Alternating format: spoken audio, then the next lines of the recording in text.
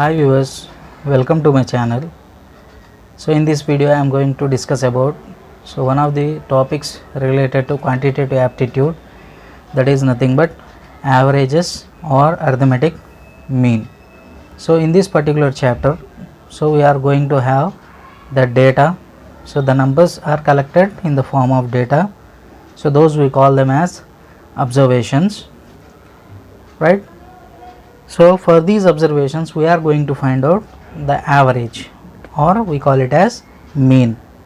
For suppose if I am having the data x1, x2, x3, x4 and so on xn, so let these be n observations, then the average is given by sum of observations by number of observations. So here observations we call them as quantities also, right? So from this what I can say, sum of observations is nothing but x1 plus x2 plus x3 plus and so on xn divided by total number of observations are nothing but n. So the same thing in short, if I want to represent, I am going to represent in the form of sigma xi divided by n. This average in shortest notation, it is represented by x bar. It is represented by x bar. Now let us see what are all the things we have.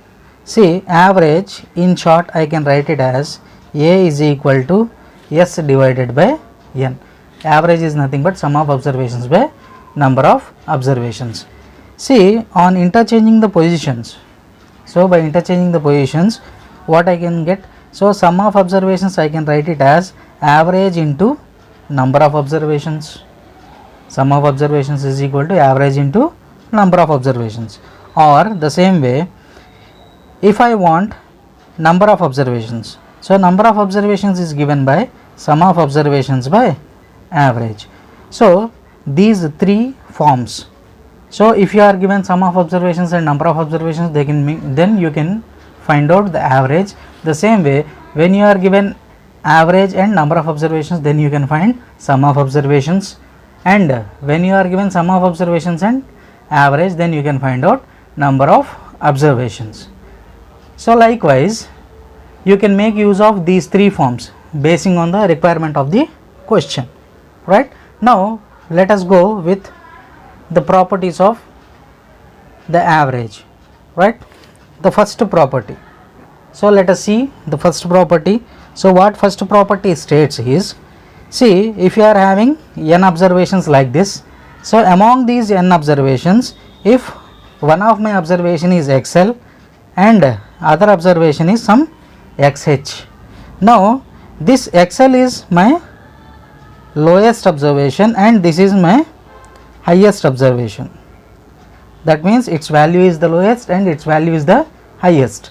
Then what I can say is my particular average lies in between these two values, the lowest value and the highest value, right? Now from this what I can say is xl less than x1 plus x2 plus and so on xn divided by n is less than xh.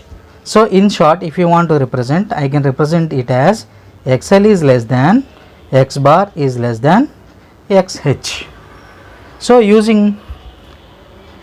to use this condition, so let us take one example. So if the question is given like this, so 8, 9, 12, 13, 15 and 9. So these are the observations that are given. Now we need to find out the average. Now for this the options are given as 11, option B is given as 6, option C is given as 16, option D is given as 18.